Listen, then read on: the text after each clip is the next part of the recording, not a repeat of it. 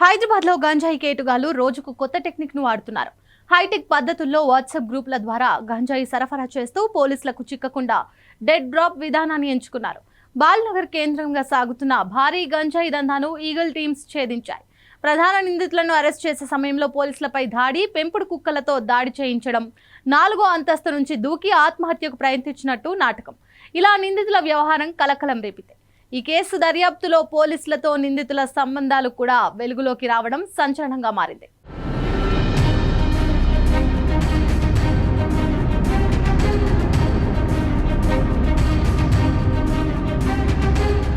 WhatsApp గ్రూపుల ద్వారా గంజాయి సరఫరా జరుగుతుందన్న సమాచారంతో ఈగల్ టీమ్స్ రంగంలోకి దిగాయి.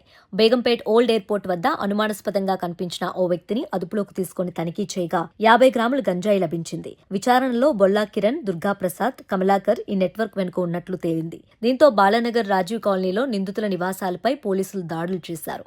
ఈ సమయంలో బొల్లా కిరణ్ ఓ ఇన్స్పెక్టర్పై స్క్రూ డ్రైవర్తో దాడికి యత్నించినట్లు పోలీసులు తెలిపారు.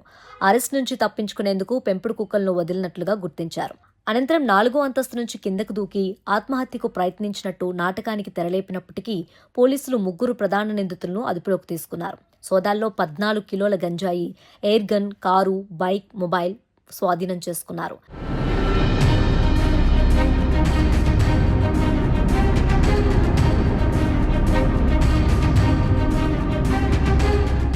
గంజాయి ముఠా విచారణలో సంచలన విషయాలు వెలుగులోకొచ్చాయి. ఒడిశా నుంచి హైదరాబాద్కు గంజాయి తరలిస్తున్నట్లు పోలీసులు గుర్తించారు. సుమారు 31 మంది సరఫరాదారులు రోజువారీగా బొల్లా బ్రదర్స్కు గంజాయి అందిస్తున్నట్లు దర్యాప్తులో తేలింది.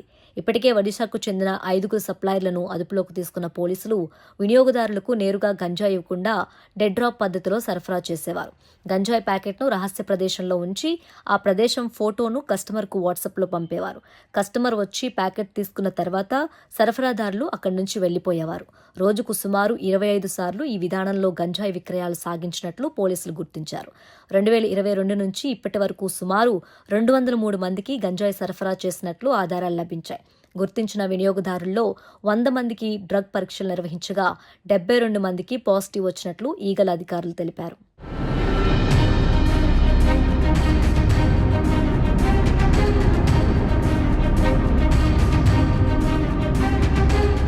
ఈ కేసులో పోలీస్ వర్గాలను కలవరపెడుతున్న మరో అంశం ఏంటంటే నిందితులతో కొందరు పోలీసులు సన్నిహితంగా మెలిగినట్లు వెలుగులోకి రావటం.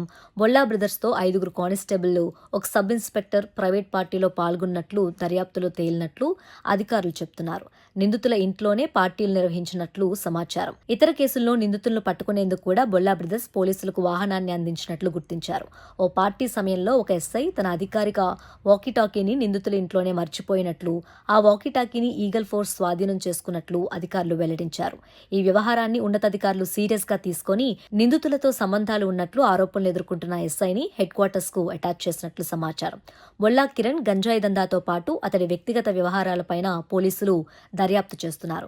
కృష్ణవేణి అనే మహిళతో సంబంధాలు, ఆమెపై అనైతికంగా ప్రవర్తించినట్లు వచ్చిన ఆరోపణలపై కూడా విచారణ కొనసాగుతుంది.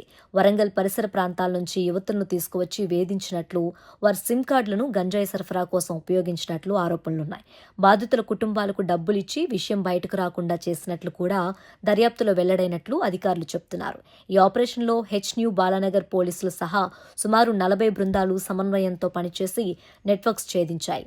అరెస్టైన బొల్లా కిరణ్, దుర్గాప్రసాద్, కమలాకర్లను కోర్టులో హాజరుపరిచి రిమాండ్కు తరలించారు.